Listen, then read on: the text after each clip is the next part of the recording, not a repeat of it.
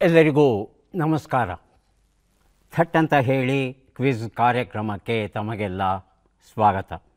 ಇವತ್ತು ನಮ್ಮ ನಾಡಿನ ಖ್ಯಾತ ಸೋದರ ಸೋದರಿಯರು ಬಂದಿದ್ದಾರೆ. ಗಾಯತ್ರಿಯವರ ಹತ್ರ ಒಂದು ಮನವಿ ಹೇಳಿ. ಈ ನಾಗರ ಪಂಚಮಿ ಹಬ್ಬಕ್ಕೆ ಸಂಬಂಧಪಟ್ಟ ಹಾಗೆ ಏನಾದರೂ ಕಥೆಗಳು, ಐತಿಹ್ಯಗಳು ಇತ್ಯಾದಿ? ಖಂಡಿತ ಇದೆ. ನಾವು ಬೆಳೆದು ಬಂದಿರೋದೇ ಆ ಕಥೆಗಳು. ಅದೇ ಕತೆ ಆದ್ರೂ ಪ್ರತಿ ವರ್ಷನೂ ಅದನ್ನೇ ಓದ್ಕೊಂಡು ಅದನ್ನೇ ಕೇಳ್ಕೊಂಡು ಬೆಳೆದಿರೋದು. ಅಜ್ಜಿ ಕಾಲದಿಂದ ಹೇಳ್ತಾ ಇದ್ದಿದ್ದು ನಮಗೆ. ಅಂದರೆ ನಮ್ಮ ಮನೇಲಿ ಹುತ್ತಕ್ಕೆ ಹೋಗಿ ಪೂಜೆ ಮಾಡೋದು ನಮ್ಮ ಮೈಸೂರು ಕರ್ನಾಟಕ ನಮ್ಮದು ಏನಿದೆ ಜಾಗ, ಅದರಲ್ಲಿ ಪ್ರಸಿದ್ಧ ಇದೆ. ಹೆಣ್ಮಕ್ಳು ಹೋಗಿ ತನಿ ಎರಿಬೋದು. ಬಟ್ ನನ್ನ ಅತ್ತೆ ಮನೇಲಿ ಹೆಣ್ಮಕ್ಳು ಹುತ್ತದ ಹತ್ರ ಹೋಗ್ಬಾರ್ದಾಗಿತ್ತು. ಅವ್ರದ್ದು ಮೂಡುಬಿದ್ರೆ ಹತ್ರ ಅಶ್ವತ್ಪುರ ಅಂತ, ಆ ಕಡೆಯವರು. ಬಟ್ ನನ್ನ ಗಂಡ ಓದಿ ಬೆಳೆದಿದ್ದು ಎಲ್ಲ ಧಾರವಾಡದಲ್ಲಿ. ಅಲ್ಲಿ ನಮ್ಮ ಅವನವ್ರದ್ದು ಹೋಟ್ಲಿತ್ತು. ಸೊ ಧಾರವಾಡದ್ದು ಸಂಪ್ರದಾಯಗಳು ಕೆಲವು ಮತ್ತು ಇದು ಸೇರಿಕೊಂಡು ನಮ್ಮ ಅಜ್ಜಿ ಸಂಪ್ರದಾಯಗಳೆಲ್ಲ ಸೇರಿಕೊಂಡು ನಾಗರ ಪಂಚಮಿನ ವಿಶೇಷವಾಗಿ ನಾವು ಸೆಲೆಬ್ರೇಟ್ ಮಾಡ್ತೀವಿ. ಏನಂದರೆ ಬೆಳಗ್ಗೆ ಎದ್ದು ಪಂಚಮಿ ದಿವಸ ಎಸ್ಪೆಷಲಿ ಆವತ್ತು ತನಿ ಎರೆದು ಅದನ್ನು ಹುತ್ತದ್ದು ಹಾಲು ಮಣ್ಣು ಇದು ಎಲ್ಲ ತೊಗೊಂಡು ಬಂದು, ಅದ್ರ ಹಿಂದೆ ಒಂದು ಕಥೆ ಇದೆ. ತಂಗಿ ಮನೆಗೆ ಅಣ್ಣನ ಕರೀತಾಳೆ.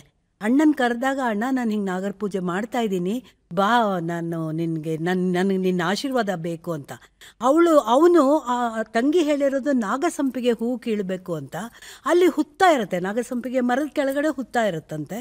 ಅದು ಅವನು ನೋಡಲ್ಲ, ಹತ್ತು ಬಿಡ್ತಾನೆ. ಹತ್ತಿ ಕೀಳ್ಬೇಕಾದ್ರೆ ಹಾವು ಕಚ್ಚಿ ಸತ್ತೋಗ್ತಾನೆ. ಅವುಗಳು ತುಂಬ ದುಃಖ ಆಗುತ್ತೆ. ಇಲ್ಲಿ ನನ್ನ ಮನೆಗೆ ಬಂದು ಅಣ್ಣಂಗೆ ಹಿಂಗೆ ಆಯ್ತಲ್ಲ ಅಂದ್ಬಿಟ್ಟು ತುಂಬ ಬೇಜಾರು ಮಾಡ್ಕೊಂಡಿದ್ದಾಗ ಅವಳು ಹೇಳ್ತಾಳೆ, ನಿನ್ನ ಪೂಜೆ ಮಾಡೋಕ್ಕೆ ಬಂದು ನಿನಗೆ ನನಗೆ ಹೂ ಕಿತ್ಕೊಡೋಕೆ ಬಂದು ನಿನ್ನ ಪೂಜೆ ಮಾಡೋಕ್ಕೆ ಸಹಾಯ ಮಾಡಿದ ನನ್ನ ಅಣ್ಣನ ಪ್ರಾಣ ತೆಗೆದಿದ್ಯಾ ನಾನು ಬಿಡಲ್ಲ ನಾನು ಅವನಿಗೆ ಪ್ರಾಣ ಭಿಕ್ಷೆ ಕೊಡೋವರೆಗೂ ನಾನು ನಿನ್ನ ಪೂಜೆನೇ ಮಾಡ್ತಾ ಇರ್ತೀನಿ ಅಂತ ಹುತ್ತದ ಮುಂದೆನೇ ಕೂತ್ಕೊಂಡು ತಪಸ್ಸು ಮಾಡ್ತಾಳೆ. ಆವಾಗ ಯಾವ ಹಾವು ಕಚ್ಚಿತ್ತೋ ಅದೇ ಬಂದು ಅವನ ಮೈಯಲ್ಲಿರೋ ವಿಷ ತೆಗೆಯುತ್ತಂತೆ. ಆ ಜಾಗಕ್ಕೆ ಹುತ್ತದ್ದು ಇವಳು ತನಿ ಎರೆದಿರೋದು ಹಾಲು ಮತ್ತು ಮಣ್ಣು, ಇದು ಮೃತ್ತಿಕೆ, ಅದೆರಡನ್ನು ತೆಗೆದು ಹಚ್ಚಿ ಅಣ್ಣನ್ನ ಉಳಿಸ್ಕೋತಾಳೆ. ಇದೊಂದು ಸಂಪ್ರದಾಯ.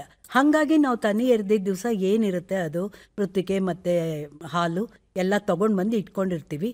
ಬಂದ ತಕ್ಷಣ ಅವನ ಬೆನ್ನು ತೊಳೆದು ಅವನಿಗೆ ಅರಿಶಿನ ಕುಂಕುಮ ಹಚ್ಚಿ ಪೂಜೆ ಮಾಡಿ, ನಮ್ಮ ಕೈಯಲ್ಲಿ ಏನಾಗುತ್ತೆ ಅವ್ದು ಕರ್ದಿದ್ದ ಪದಾರ್ಥಗಳು ಏನೂ ಮಾಡಲ್ಲ, ಎಲ್ಲ ಆವಿ ಪದಾರ್ಥಗಳೇ. ಅರಿಶಿನ ಉಪಯೋಗಿಸಲ್ಲ ಅವತ್ತು ಅಡುಗೆಗೆ.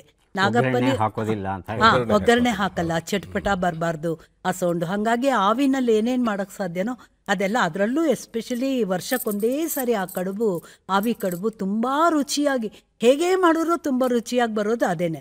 ಅದನ್ನು ಮಾಡಿ ಅವನಿಗೆ ಹೊಟ್ಟೆ ತುಂಬ ಕೊಟ್ಟು ಆಮೇಲೆ ಬೆನ್ನು ತೊಳೆದು ಪೂಜೆ ಮಾಡಿ. ನಮ್ಮ ಸೋದರ ಮಾವಂದ್ರು ಬರೋರು 3 ಜನ ಸೋದರ ಮಾವಂದ್ರು. ನಮ್ಮ ತಾಯಿ ಅವತ್ತು ಬೆಳಗ್ಗೆ ಸೋಮೇಶ್ವರ್ ಅವರೇ ಬೆಳಗ್ಗೆ ಸುಮಾರು ಒಂದು 5:30-6 ಗಂಟೆಗೆ ಅವರು ಪ್ರಾರಂಭ ಮಾಡಿದ್ರೆ ಸಂಜೆ 5:30-6 ಗಂಟೆ ತನಕ ಅವರು 3 ಜನ ಬರೋರು. ಅವ್ರು 3 ಜನಕ್ಕೆ ಹೊಟ್ಟೆ ತುಂಬ ಕೊಡೋದು ಬಿಟ್ಟು ಬೇರೆ ಎಲ್ಲರ ಮನೆಗೆ ಕಳಿಸೋದಕ್ಕೆ, ಮನೆಗೆ ಬಂದು ಗೆಸ್ಟ್ಗಳಿಗೆ ಎಷ್ಟು ಫ್ಯಾಕ್ಟ್ರಿನೇ ಓಪನ್ ಆಗಿಬಿಡೋದು.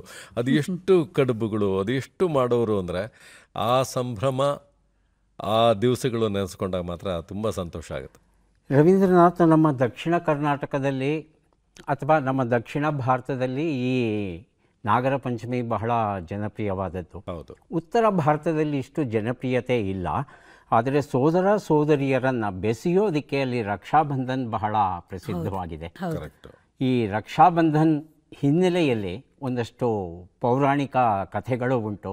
ಆ ಬಗ್ಗೆ ಏನಾದರೂ ತಮಗೆ ಮಾಹಿತಿ ಇದ್ದರೆ ದಯವಿಟ್ಟು. ರಕ್ಷಾಬಂಧನ್ಗೆ ನನಗೆ ಒಂದು ಲೈನಲ್ಲಿ ಗೊತ್ತಿರೋದು ಅಂದರೆ, ಕೃಷ್ಣನಿಗೆ ಯಾವಾಗಲೂ ಒಮ್ಮೆ ಬೆರಳಿಗೇನೋ ಒಂದು ಸಣ್ಣ ಗಾಯ ಆಗಿರುತ್ತೆ. ಗಾಯ ಆಗಿದ್ದಾಗ ದ್ರೌಪದಿ ತನ್ನ ವಸ್ತ್ರದಿಂದ ಒಂದು ತುಂಡನ್ನು ತೆಗೆದು ಆ ಬೆರಳಿಗೆ ಅದನ್ನು ಕಟ್ತಾಳೆ. ಆಗ ತಂಗಿಯಾಗಿ ಸ್ವೀಕರಿಸ್ತಾನೆ ಕೃಷ್ಣ. ಅದರ ಒಂದು ಪ್ರತ್ಯುಪಕಾರವನ್ನು ಅವನು ಬೇರೆ ಯಾರೂ ಸಾಧ್ಯನೇ ಮಾಡೋಕ್ಕಾಗದೇ ಇರುವಂಥ ಒಂದು ವಸ್ತ್ರಾಪಹರಣ ಆದ ಸಂದರ್ಭದಲ್ಲಿ ಆಕೆಯನ್ನು ಕಾಪಾಡೋದಕ್ಕೆ ಶಕ್ತಿ ಇರೋದು ಒಬ್ಬನಿಗೇನೆ, ಕಾಪಾಡೋನು ಕೂಡ ಅವನೇ, ಕೃಷ್ಣ ಪರಮಾತ್ಮ. ಅವಳಿಗೆ ವಸ್ತ್ರವನ್ನು ನೀಡಿ, ಹೌದು, ಅವಳ ಒಂದು ಮಾನವನ್ನು ಕಾಪಾಡುವಂತಹ ಕೆಲಸ ಮಾಡ್ತಾನೆ ಅಂತ ಇದೊಂದು ನನಗೆ ಸೂಕ್ಷ್ಮವಾಗಿ ಗೊತ್ತು. ಮತ್ತೆ ಸುಭದ್ರ ಕೃಷ್ಣಂದು ಆ ಕಥೆ ನೀವು ಕೇಳೇ ಇದ್ದೀರಿ. ಅಣ್ಣ ಅಂದರೆ ಅಷ್ಟು ಒಂಥರ ಉನ್ನತ ಮಟ್ಟದ್ದು. ಅದ್ರ ಬಗ್ಗೆ. ಆಮೇಲೆ ಯಮ ಯಮಿ, ಆ ಯಮಿ ಅನ್ನೋಳೆ ಬಹುಶಃ ನಿಮ್ಮಿಂದಾನೇ ಮಾಹಿತಿಗಳು ನಮ್ಗೆ ಇದೆಲ್ಲ ನಿಮ್ಮ ಕಾರ್ಯಕ್ರಮಗಳನ್ನು ನೋಡಿ ಕೇಳಿ ತಿಳ್ಕೊಂಡಿರೋದು. ಆ ಯಮಿನೇ ಇವತ್ತಿನ ಯಮುನಾ ನದಿ ಅಂತ ಏನಂತೀವಿ, ಅದು ಆ ನದಿ ಮುಖಾಂತರ ಯಮ ಅಲ್ಲಿ ಬರೋದೇನೆ ಯಮುನಾ ನದಿಗೆ. ಅದು ಮಾಹಿತಿ ಎಲ್ಲ ಸ್ವಲ್ಪ ಸ್ವಲ್ಪ ಗೊತ್ತಿರೋದ್ರಿಂದ ಅದು ನಮ್ಮ ಉತ್ತರ ಭಾರತದಲ್ಲಿ ಈ ನಾಗರ ಪಂಚಮಿ ಅನ್ನೋದಿಲ್ಲ ನನಗೆ ಗೊತ್ತಿದ್ದ ಮಟ್ಟಿಗೆ. ಅಲ್ಲಿ ರಕ್ಷಾಬಂಧನ ಅದು ಬಹುಶಃ ಇದೇ ಥರ ನಮ್ಮ ನಾಗರ ಪಂಚಮಿ ಥರನೇ ಹಳೆ ಕತೆ ಏನೋ ಇರ್ಬೋದು, ಹಿನ್ನೆಲೆ ಏನೋ ಇರ್ಬೋದು. ಆದರೆ ಅಣ್ಣಂಗೆ ಸೋದರನಿಗೆ ಈ ಕೈಗೆ ರಾಖಿ ಕಟ್ಟೋದ್ರಿಂದ ರಕ್ಷಾಬಂಧನ ಅದು ಇವಾಗ ನಮ್ಮ ಪ್ರತಿ ಭಾರತದ ಮೂಲೆ ಮೂಲೆಯಲ್ಲೂ ರಕ್ಷಾಬಂಧನ ನಡೆಯುತ್ತೆ. ಎಲ್ಲ ಅಂಗಡಿಗಳಲ್ಲೂ ನಿಮಗೆ ರಕ್ಷಾಬಂಧನ ಸಿಗುತ್ತೆ, ಥರಾವರಿ ರಕ್ಷಾಬಂಧನಗಳು ಸಿಗುತ್ತೆ. ಇವತ್ತಿಗೂ ನನ್ನ ಮಗಳು ತಾನೇ ಕೈಯಲ್ಲಿ ಮಾಡಿದ್ದು ರಕ್ಷಾಬಂಧನ ಏನಿರ್ತದೆ, ಅದು ಉಲ್ಲನ್ ಇರ್ಬೋದು, ರೇಷ್ಮೆ ದಾರ ಇರ್ಬೋದು, ತಗೊಂಬಂದು ಅವಳ ಅಣ್ಣಂಗೆ ಕಟ್ತಾಳೆ. ನನ್ನ ಮಗಳು ಅಂದ್ರೆ ಅನುಪ್ರಭಾಕರ್. ನನಗೆ ಇತ್ತೀಚೆಗೆ ನನ್ನ ಸೋಮೇಶ್ವರ್ ಅವರೇ ಏನಂತಾರೆ ಜನ ಗುರ್ತಿಡಿಬೇಕಾದ್ರೆ, ಓ ಅನುಪ್ರಭಾಕರ್ ಅವ್ರ ಅಮ್ಮ ಬಂದಾರ ನೋಡ, ಅಲ್ಲಿ ಅನುಪ್ರಭಾಕರ್ ಅಮ್ಮ ಬಂದಾರೆ ಅಂತ. ಮೊದಲಾದ್ರೆ ಆ ಸುಮತಿ ಅತ್ತೆ ಬಂದಾಳ ನೋಡ ಅನ್ನೋರು ಧಾರವಾಡಕ್ಕೆಲ್ಲ ಹೋದ್ರೆ, ಅಂದರೆ ಸುಮತಿ ಧಾರಾವಾಹಿಲಿ ಆ ಥರ ಕೆಟ್ಟ ಪಾತ್ರ ಮಾಡಿದ್ದೆ ಅಥವಾ ತುಂಬ ಒಳ್ಳೆ ಪಾತ್ರ ಮಾಡಿದರೆ ಆ ಹೆಸರಿಟ್ಟು ಕರೆಯೋರು. ಈಗ ನನ್ನನ್ನು ಅನುಪ್ರಭಾಕರ್ ತಾಯಿ ಅಂತಲೇ ಗುರ್ತಿಡಿತಾರೆ ಹೊರತು ಯಾರು ಗಾಯತ್ರಿ ಪ್ರಭಾಕರ್ ಅನ್ನೋದು ತುಂಬ ಕಡಿಮೆ. ನನ್ನ ಕಾಲದವ್ರು ಅಷ್ಟೇ ಮಾಡಿದೆ ಗುರ್ತಿಡಿಬೋದು ಅಷ್ಟೇ. ಆ ಥರ ಒಂದೊಂದು ಪ್ರಾಂತ್ಯಕ್ಕೆ ಒಂದೊಂದು ಸಂಪ್ರದಾಯಗಳಿರುತ್ತೆ. ರಕ್ಷಾಬಂಧನದ ಬಗ್ಗೆ ನಮಗೂ ಇನ್ನಷ್ಟು ಮಾಹಿತಿ ತಿಳ್ಕೊಳ್ಳುವಂಥ ಒಂದು ಕುತೂಹಲ ಇದೆ. ಈ ಮಾಹಿತಿಯ ಒಂದು ಇದು ಅಂದರೆ ನಿಧಿ ಅಂದರೆ ನೀವೇ. ಇನ್ನಷ್ಟು ಮಾಹಿತಿಗಳಿದ್ರೆ ನೀವು ಹೇಳಿದ್ರು ಕೇಳೋದಕ್ಕೆ ತುಂಬ ಚೆನ್ನಾಗಿ. ಪೌರಾಣಿಕವಾಗಿ ನಾವು ಈ ರೀತಿ ಕೃಷ್ಣನ ಕಥೆ ಅಥವಾ ಯಮನ ಕಥೆ ಇವೆಲ್ಲ ಹೇಳ್ತೇವೆ. ಆದರೆ ಐತಿಹಾಸಿಕವಾಗಿ ಬಂದಾಗ ಇದು ಮೂಲತಃ ಅಸ್ತಿತ್ವದಲ್ಲಿದ್ದದ್ದು ರಜಪೂತರಲ್ಲಿ.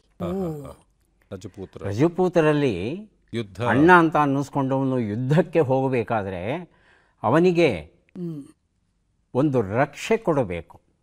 ಹಾಗಾಗಿ ಮಂತ್ರಯುತವಾದ ತಾಯಿತ ವಾಸ್ತವದಲ್ಲಿ ಅದು ಏನು ರಕ್ಷಾಬಂಧನ ಅಂತ ನಾವು ಕಟ್ತೇವೆ, ಅದು ಮಂತ್ರಯುಕ್ತವಾದ ತಾಯಿತ. ಅದು ಅದನ್ನು ಮಂತ್ರಪೂರ್ವಕವಾಗಿ ದೇವರ ಹತ್ರ ಪ್ರಾರ್ಥನೆ ಮಾಡಿ ನನ್ನ ಅಣ್ಣನನ್ನು ಕಾಪಾಡು ಅಂತ ಹೇಳಿ ಕಟ್ತಾ ಇದ್ದದ್ದು. ಈ ಆಶಯ ಎಷ್ಟು ಉದಾತ್ತವಾಗಿದೆ ಅಂದರೆ ಇದನ್ನು ಬೇರೆ ಬೇರೆ ಜನಾಂಗದವರು, ಬೇರೆ ಬೇರೆ ಪಂಗಡದವರೆಲ್ಲ ಇದನ್ನು ಅನುಸರಿಸಲಿಕ್ಕೆ ಶುರು ಮಾಡಿದ್ರು. ಇದು ನಮ್ಮ ಭಾರತದಲ್ಲಿ ಇರೋ ಹಾಗೆ ನೇಪಾಳದಲ್ಲೂ ಇದು ಬಹಳ ಪ್ರಸಿದ್ಧವಾಗಿದೆ, ಮಾರಿಷಿಯಸ್ಸಲ್ಲಿ ಪ್ರಸಿದ್ಧವಾಗಿದೆ. ಎಲ್ಲೆಲ್ಲಿ ಭಾರತೀಯರಿದ್ದಾರೋ ಅಲ್ಲೆಲ್ಲವೂ ಇದು ಪ್ರಸಿದ್ಧ. ಆದರೆ ಎಲ್ಲರಿಗೂ ಸಹ ಆ ಮಂತ್ರಯುಕ್ತವಾದ ಆ ರಕ್ಷವನ್ನು ಹೇಗೆ ಅದನ್ನು ತಯಾರು ಮಾಡಬೇಕು ಅನ್ನೋದು ಗೊತ್ತಿಲ್ಲ. ಹಾಗಾಗಿ ಸಾಂಕೇತಿಕವಾಗಿ ಅವರು ರೇಷ್ಮೆ ನೂಲನ್ನು ಬಳಸುವ ಪದ್ಧತಿನ ಬಳಸ್ಕೊಂಡಿದ್ದಾರೆ. ಉದ್ದೇಶ ಒಂದೇ ಅಲ್ವಾ? ಉದ್ದೇಶ ಒಂದೇನೆ. ಆಮೇಲೆ ತುಂಬ ಸಂತೋಷವಾಗುವ ಒಂದು ವಿಚಾರ ಅಂದರೆ, ಈಗ ನನಗೆ ಅಕ್ಕನೂ ಇಲ್ಲ ತಂಗಿನೂ ಇಲ್ಲ, ನಾನು ನಮ್ಮಣ್ಣ ಇಬ್ಬರೇ. ಆದರೆ ಒಂದು ತಂಗಿ ಇದ್ದಿದ್ರೆ ಎಷ್ಟು ಚೆನ್ನಾಗಿರೋದು ಅಥವಾ ಅಕ್ಕ ಇದ್ದಿದ್ರೆ ಎಷ್ಟು ಚೆನ್ನಾಗಿರೋದು ಅಂತ ಅನಿಸಿದ್ದು ಸುಳ್ಳಲ್ಲ. ಆದರೆ ನನ್ನ ಸಹಪಾಠಿಗಳಲ್ಲಿ ಅನೇಕ ಜನ ನೀನು ನನ್ನ ಅಣ್ಣನ ಸಮಾನ ಅಥವಾ ತಮ್ಮನ ಸಮಾನ ಅಂತ ಹೇಳಿ ರಕ್ಷಾಬಂಧನವನ್ನು ಕಟ್ಟಿದ್ದುಂಟು. ಹಾಗಾಗಿ ಇವತ್ತು ಈ ಒಂದು ಹಬ್ಬ ನಮ್ಮ ಮನೆಯನ್ನು ಬಿಟ್ಟು ಹೊರಗಡೆ ಬಂದು ಇಡೀ ಸಮಾಜದ ಜನ ಒಂದು ಕುಟುಂಬ ಅನ್ನೋ ಭಾವವನ್ನು ತರೋದಕ್ಕೆ ಕಾರಣವಾಗಿದೆ ಈ ಹಬ್ಬ. ವಸುದೈವ ಕುಟುಂಬಕಂ ವಸುದೈವ ಕುಟುಂಬಕಂ ಅನ್ನೋ ಭಾವ ಏನಿದೆ ಅದು ನಿಜಕ್ಕೂ ಕಾರ್ಯರೂಪಕ್ಕೆ ತರೋದು ಈ ಒಂದು ಹಬ್ಬ. ಹಾಗಾಗಿ ಸೋದರ ಸೋದರಿಯರ ಈ ಹಬ್ಬ ನಿಜ. ಸೋಮೇಶ್ವರ ಅವರೇ, ಒಂದೇ ಒಂದು ವಿನಂತಿ, ನಂಗೆ ಅಕ್ಕ ತಂಗಿರಿಲ್ಲ ಅಂದ್ರಿ, ಈ ಸರಿ ನೀವು ನಮ್ಮನೆಗೆ ಬನ್ನಿ, ನಾನು ನಿಮಗೆ ಇದು ರಾಖಿನೂ ಕಟ್ಟಿ ಬೆನ್ನು ತಣ್ಣಗಿರ್ಲಿ ತಾಯಿ ಮನೆ ಬೆನ್ನು ಅಂತ ಹೇಳಿ ಆಶೀರ್ವಾದ ಮಾಡಿ ಹಾಲು ಮತ್ತೆ ಮೃತ್ತಿಕೆ ಹಚ್ಚಿ ಕಡುಬು ಕೊಟ್ಟು ಕಳಿಸ್ತೀನಿ. ಓಕೆನಾ? ತುಂಬ ತುಂಬ ಧನ್ಯವಾದಗಳು. ಈಗ ಒಂದಷ್ಟು ಪ್ರಶ್ನೆಗಳನ್ನು ಕೇಳ್ಬಿಡ್ತೇನೆ. ಪ್ರಶ್ನೆಗಳು ಕೇಳ್ತೀರಾ ಅಂದ್ರೆ ಭಯ ಆಗುತ್ತೆ ನಮಗೆ. ಭಯ ಏನಿಲ್ಲ, ಆಯ್ಕೆಗಳು ಇರುತ್ತೆ, 2 ಆಯ್ಕೆಗಳು, ಒಂದು ಆಯ್ಕೆ ಮಾಡಿಕೊಂಡು ಕೊಡ್ಬೋದು. ಇಬ್ಬರು ಒಂದೊಂದು ಆಯ್ಕೆ ಕೊಟ್ಬಿಟ್ರೆ ಯಾವುದಾದ್ರು ಒಂದು ಉತ್ತರ ಸರಿ ಇದ್ದೇ ಇರುತ್ತೆ ಅಲ್ವಾ? ಆರಂಭಿಸಬಹುದಾ? ಖಂಡಿತ. ನಾಗರ ಪಂಚಮಿಯನ್ನು ಎಂದು ಆಚರಿಸುತ್ತೇವೆ? ಆಷಾಢ ಪಂಚಮಿ, ಶ್ರಾವಣ ಪಂಚಮಿ? ಶ್ರಾವಣ ಪಂಚಮಿ. ನಾಗರ ಪಂಚಮಿಯನ್ನು ಶ್ರಾವಣ ಪಂಚಮಿ ಅಂತಲೇ ಯಾಕೆ ಆಚರಿಸ್ತೇವೆ? ವಾಸುಕಿಯು ಹುಟ್ಟಿದ ದಿನ, ಜನಮೇಜಯನು ಸರ್ಪಯಜ್ಞ ನಿಲ್ಲಿಸಿದ ದಿನ. ಯಾವ್ದಾರು ಒಂದು ತಗೊಳ್ಳಿ. ವಾಸುಕಿ ಹುಟ್ಟಿದ ದಿನ, ಜನಮೇಜಯ ಸರ್ಪಯಜ್ಞವನ್ನು ನಿಲ್ಲಿಸ್ತಾನೆ. ಸರ್ಪಯಜ್ಞವನ್ನು ನಿಲ್ಲಿಸ್ತಾನೆ. ನಾಗರ ಪಂಚಮಿಯನ್ನು ಯಾರು ಆಚರಿಸುತ್ತಾರೆ? ಹಿಂದೂಗಳು ಮಾತ್ರ. ಹಿಂದೂ, ಜೈನ, ಬೌದ್ಧರು ಆಚರಿಸ್ತಾರೆ. ನನಗೆ ಗೊತ್ತಿರೋ ಮಟ್ಟಿಗೆ ಹಿಂದೂಗಳು. ಜೈನ ಅದ್ರ ಬಗ್ಗೆ ನನಗೆ ಜಾಸ್ತಿ ಮಾಹಿತಿ ಇಲ್ಲ. ಹಿಂದೂಗಳು ನನಗೆ ಎಲ್ಲರೂ ಆಚರಿಸ್ತಾರೆ. ನಾಗಗಳ ತಂದೆ ದಕ್ಷ ಪ್ರಜಾಪತಿ. ತಾಯಿ ಯಾರು? ವಿನತೆ, ಕದ್ರು ಅಲ್ವಾ? ಕದ್ರು. ನಮ್ಮ ಶರೀರದಲ್ಲಿ ನಾಗರ ಹಾವು ಸಾಂಕೇತಿಕವಾಗಿ ಎಲ್ಲಿರುತ್ತದೆ ಎನ್ನಲಾಗಿದೆ? ಹೃದಯ, ಬೆನ್ನುಮೂಳೆ. ನಾಗರ ಪಂಚಮಿ ಹಬ್ಬದ ಮತ್ತೊಂದು ಹೆಸರೇನು? ಭಗಿನಿ ಪಂಚಮಿ, ಭ್ರಾತೃ ಪಂಚಮಿ. ವರ್ಷಕಾಲ ಮುಚ್ಚಿದ್ದು ನಾಗರ ಪಂಚಮಿ ಎಂದು ಮಾತ್ರ ತೆರೆಯುವ ಏಕೈಕ ದೇವಾಲಯ ಇಡೀ ಭಾರತದಲ್ಲಿದೆ. ಅದು ಯಾವುದೋ? ನಾಗಚಂದ್ರೇಶ್ವರ ಕಾಶಿ, ನಾಗಚಂದ್ರೇಶ್ವರ ಉಜ್ಜಯಿನಿ. ಉತ್ತರ ಭಾರತದಲ್ಲಿ ನಾಗಗಳ ಅಧಿದೇವತೆ ಅಂತ ಯಾರನ್ನ ಪೂಜೆ ಮಾಡ್ತೇವೆ? ಸಿಂಹಿಕಾದೇವಿ, ಮಾನಸಾದೇವಿ. ನಾಗರ ಪಂಚಮಿ ಎಂದು ಸಾಮಾನ್ಯವಾಗಿ ಯಾವ ತಿಂಡಿಯನ್ನು ನೈವೇದ್ಯದಲ್ಲಿ ಬಳಸ್ತೇವೆ? ಸಜ್ಜಿಗೆ, ತಂಬಿಟ್ಟು. ನಾಗರ ಪಂಚಮಿ ಎಂದು ಯಾರಿಗೆ ತನಿ ಎರೆಯುತ್ತಾರೆ? ಸೋದರರು ಸೋದರಿಯರಿಗೆ ಅಥವಾ ಸೋದರಿಯರು ಸೋದರರಿಗೆ. ಎಷ್ಟು ಉತ್ತರಗಳು ಸರಿಯಾಗಿವೆ ಈಗ ನೋಡೋಣ. ಉತ್ತರಗಳನ್ನು ನೋಡುವ ಕ್ಷಣ ಬಂತು. ಶ್ರಾವಣ ಪಂಚಮಿ ಉತ್ತರ ಸರಿಯಾಗಿದೆ. ಎರಡನೇ ಪ್ರಶ್ನೆ, ಜನಮೇಜಯನು ಸರ್ಪಯಜ್ಞ ನಿಲ್ಲಿಸಿದ ದಿನ. ಆಸ್ತಿಕ ಅಂತ ಒಬ್ಬ ಋಷಿ ಬಂದು ಹೀಗೆ ಮಾಡೋದು ತಪ್ಪು, ನೀನು ಈ ಯಜ್ಞವನ್ನು ನಿಲ್ಲಿಸಬೇಕು ಅಂತ ಜನಮೇಜಯನ ಮನಸ್ಸನ್ನು ಒಲಿಸಿದಾಗ ಆ ಯಜ್ಞವನ್ನು ನಿಲ್ಲಿಸ್ತಾನೆ. ಹಾವುಗಳ ಮಾರಣ ಹೋಮ ನಿಲ್ಲುತ್ತೆ. ಹಾಗಾಗಿ ಈ ದಿನದಂದು ಈ ಪಂಚಮಿ ಹಬ್ಬವನ್ನು ಮಾಡ್ತಾರೆ ಅಂತ ಒಂದು ನಂಬಿಕೆ ನಮ್ಮಲ್ಲಿ. ಸರಿಯಾದ ಉತ್ತರನೇ ಕೊಟ್ಟಿದ್ದೀನಿ ನಾನು. ಸರಿಯಾದ ಉತ್ತರ ಕೊಟ್ಟಿದ್ದೀನಿ. ಪ್ರಶ್ನೆ 3, ಹಿಂದೂ, ಜೈನರು, ಬೌದ್ಧರು ಮೂವರೂ ಸಹ ತಮ್ಮದೇ ಆದ ಕಾರಣಗಳಿಂದ ಈ ಹಬ್ಬವನ್ನು ಆಚರಿಸೋದು ಉಂಟು. 4ನೇ ಪ್ರಶ್ನೆಗೆ ಉತ್ತರ ಕದ್ರು, ಸರಿಯಾದ ಉತ್ತರ ಕೊಟ್ಟಿದ್ದೀರಿ. 5ನೇ ಪ್ರಶ್ನೆಗೆ ಉತ್ತರ ಬೆನ್ನುಮೂಳೆ. ಇಲ್ಲೊಂದು ಪ್ರಶ್ನೆ ನಾವೆಲ್ಲ ಕೇಳಬೇಕಾಗಿತ್ತು, ನಾನು ಕಾಯ್ತಾ ಇದ್ದೆ. ಬೆನ್ನಿಗೆ ಯಾಕೆ ನೀವು ಮೃತ್ತಿಕೆಯನ್ನು ಹಚ್ಚುತ್ತೀರಿ ಅಥವಾ ತುಪ್ಪ ಹಾಲನ್ನು ಹಚ್ಚುತ್ತೀರಿ, ಬೇರೆ ಭಾಗಕ್ಕೆ ಯಾಕೆ ಹಚ್ಚಲ್ಲ ಅಂದರೆ ನಮ್ಮ ದೇಹದಲ್ಲಿ ಹಾವು ನೆಲೆಸಿರೋದು. ಅಂದರೆ ಕುಂಡಲಿನಿ ಶಕ್ತಿ ಅಂತ ಒಂದಿರುತ್ತೆ ಅಂತ ಹೇಳ್ತಾರೆ. ಆ ಕುಂಡಲಿನಿ ಶಕ್ತಿ ಹಾವಿನ ರೂಪದಲ್ಲಿ ನಮ್ಮ ಬೆನ್ನು ಮೂಳೆಯಲ್ಲಿ ನೆಲೆಸಿರುತ್ತೆ ಅಂತ ಒಂದು ನಂಬಿಕೆ. ಆ ಒಂದು ಶಕ್ತಿಯನ್ನು ಜಾಗೃತಗೊಳಿಸುವ ಸಾಮರ್ಥ್ಯ ಅಂದಿನ ಸೋದರಿಯರಿಗೆ ಇತ್ತೋ ಏನೋ ಗೊತ್ತಿಲ್ಲ. ಇದ್ರ ಜೊತೆ ನಾನು ಗೆಸ್ ಮಾಡಿದ್ದು ಉತ್ತರ ಕೊಟ್ಟಿದ್ದೇನಂತಂದ್ರೆ, ಬೆನ್ನು ತವರು ಮನೆ ಬೆನ್ನು ತಣ್ಣಗಿರ್ಲಿ ಅಂತ. ಅಂದ್ರೆ ನಾವು ತನಿ ಎರೆದು ತಗೊಂಬರ್ತೀವಲ್ಲ, ಅದನ್ನ ಬೆನ್ನು ತೊಳೆದು ಬೆನ್ನಿಗೆ ಹಚ್ತೀವಿ. ಬಹುಶಃ ಅದ್ರ ಹಿಂದೆ ಇದೇ ಉದ್ದೇಶ ಇರಬೇಕು ಅವರದೊಂದು. ಅದನ್ನ ಆಧರಿಸಿ ನಾನು ಉತ್ತರ ಕೊಟ್ಟಿದ್ದು. ಮುಂದಿನ ಪ್ರಶ್ನೆಯನ್ನು ನೋಡೋಣ. ಭ್ರಾತೃ ಪಂಚಮಿ ಉತ್ತರ ಸರಿಯಾಗಿದೆ. ಮುಂದಿನ ಪ್ರಶ್ನೆಗೆ ಉತ್ತರ ನಾಗಚಂದ್ರೇಶ್ವರ ಉಜ್ಜಯಿನಿ. ರವೀಂದ್ರನಾಥ್ ಸರಿಯಾದ ಉತ್ತರ ಕೊಟ್ಟಿದ್ದಾರೆ. ಉಜ್ಜಯಿನಿಯಲ್ಲಿ ಇಡೀ ವರ್ಷದಲ್ಲಿ ಇದೊಂದೇ ದಿನ ಅಂತ ತೆಗೆದುಬಿಟ್ಟು ಅಲ್ಲಿ ಇರ್ತಕ್ಕಂಥ ಈಶ್ವರನಿಗೆ, ನಾಗಚಂದ್ರೇಶ್ವರನಿಗೆ ವಿಶೇಷವಾದ ಪೂಜೆಗಳನ್ನು ಸಲ್ಲಿಸ್ತಾರಂತೆ. ಯಾರಿಗೆ ನಾಗದೋಷ ಇರುತ್ತೆ, ಅದರಲ್ಲಿ ಕಾಳಸರ್ಪದೋಷ ಅಂತ ಇರುತ್ತಂತೆ, ಈ ದೋಷ ಇರೋರು ಆವತ್ತು ಅಲ್ಲಿಗೆ ಹೋಗಿ ಪ್ರಾರ್ಥನೆ ಮಾಡಿದ್ರೆ, ಪೂಜೆ ಮಾಡಿದ್ರೆ ಆ ದೋಷ ಪರಿಹಾರವಾಗುತ್ತೆ ಅನ್ನೋ ಒಂದು ನಂಬಿಕೆ ಉಂಟು. ಮುಂದಿನ ಪ್ರಶ್ನೆಗೆ ಹೋಗೋಣ. ಮಾನಸಾದೇವಿ. ಅದರಲ್ಲೂ ಹರಿದ್ವಾರಕ್ಕೆ ಹೋದರೆ ನೀವು ಈ ಮಾನಸಾದೇವಿಯ ಆಲಯಕ್ಕೆ ಹೋಗಲೇಬೇಕು. ಬೆಟ್ಟದ ಮೇಲೆ ಇದೆ, ಗೊಂಡೋಲಾದಲ್ಲಿ ಹೋಗಬೇಕು. ಬಹಳ ರಮಣೀಯವಾದ ಸ್ಥಳ ಇದು. ಮಾನಸಾದೇವಿ ಅಲ್ಲಿ ಉಂಟು. ಮುಂದಿನ ಪ್ರಶ್ನೆಗೆ ಉತ್ತರ ತಂಬಿಟ್ಟು. ತಾವು ಹೇಳಿದ ಹಾಗೆ ಈ ವಿಶೇಷವಾದ ತಿನಿಸನ್ನು ಈ ಹಬ್ಬದ ದಿನ ಮಾಡೋದುಂಟು. ಹಾಗೆಯೇ ಮುಂದಿನ ಪ್ರಶ್ನೆಗೆ ಬಂದುಬಿಡೋಣ. ಸೋದರಿಯರು ಸೋದರರಿಗೆ ವಿಸ್ತೃತವಾದ ಮಾಹಿತಿಯನ್ನು ತಾವೆಲ್ಲ ಕೊಟ್ಟಿದ್ದೀರಿ.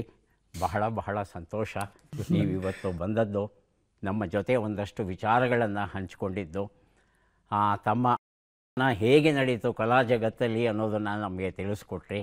ಮುಖ್ಯವಾಗಿ ಈ ವಾಯ್ಸ್ ಕಲ್ಚರ್ ಬಗ್ಗೆ ಹಿರಿಯರ ಆಶೀರ್ವಾದ, ಅನುಭವ ಅದೇ ಸಾಕು ನಮಗೆ ಅಂತ ಗಾಯತ್ರಿ ಪ್ರಭಾಕರ್ ಅವರು ಹೇಳಿದ್ರೆ, ಈಗ ಶಾಲೆಗಳೂ ಇವೆ, ಕಲಿಯೋದಕ್ಕೆ ಆಸಕ್ತಿ ಇರೋರು ಕ್ರಮಬದ್ಧವಾಗಿ ಕಲಿಯಬಹುದು ಅನ್ನೋ ಮಾಹಿತಿಯನ್ನು ತಾವು ಕೊಟ್ಟಿದ್ದೀರಿ.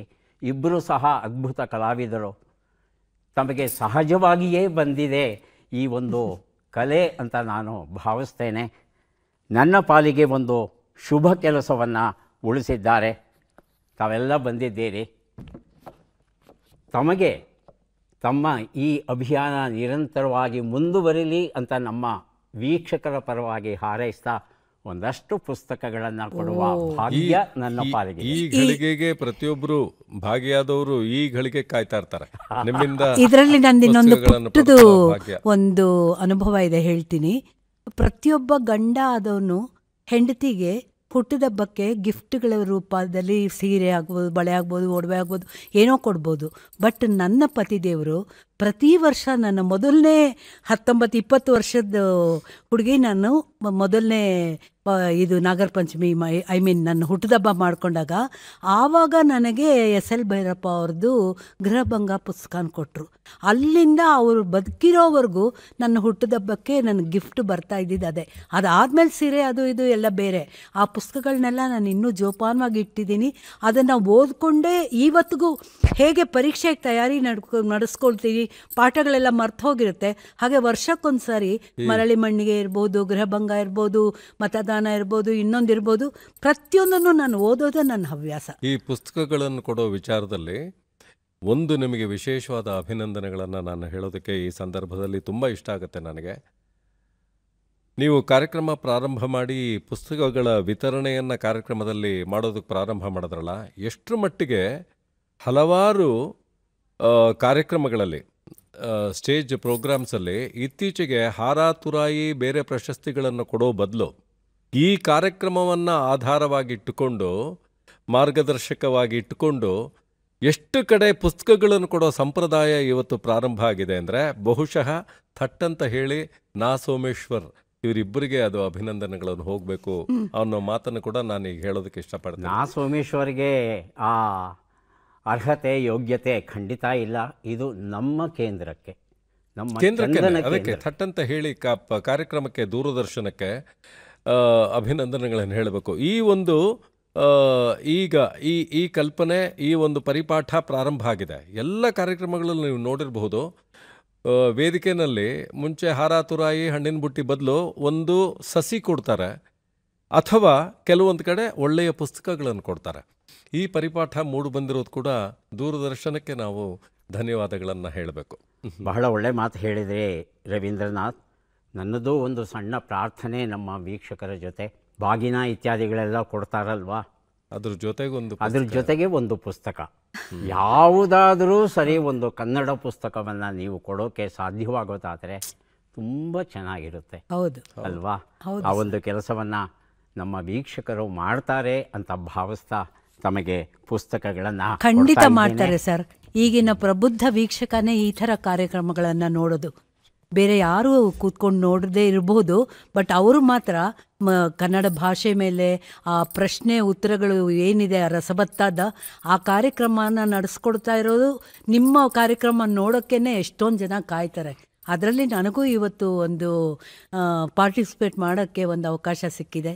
ತುಂಬ ಧನ್ಯವಾದ. ನನಗೆ ದೂರದರ್ಶನದಲ್ಲಿ ನಾನು ಒಬ್ಬ ನಿರೂಪಕನಾಗಿ, ವಾರ್ತಾವಾಚಕನಾಗಿ, ವೀಕ್ಷಕ ವಿವರಣೆಗಾರನಾಗಿ ಸುಮಾರು 3.5 ದಶಕಗಳಿಂದ ಏನು ಕೆಲಸ ಮಾಡಿದ್ದೇನೆ, ಇವತ್ತೊಬ್ಬ ಅತಿಥಿಯಾಗಿ ನಿಮ್ಮೊಂದಿಗೆ ಈ ಕಾರ್ಯಕ್ರಮದಲ್ಲಿ ಭಾಗಿಯಾಗುವಂತಹ ಒಂದು ಭಾಗ್ಯ ನಿಜಕ್ಕೂ ಬಹಳ ಸಂತೋಷ. ಇಲ್ಲಿ ಕೂತ್ಕೊಂಡಾಗ ಎಷ್ಟು ಚೆನ್ನಾಗಿರುತ್ತೆ ಅನ್ನೋದನ್ನು ನೀವು ನನಗಿವತ್ತು ಆ ಸಂತೋಷವನ್ನು ಉಣಬಡಿಸಿದ್ರಿ.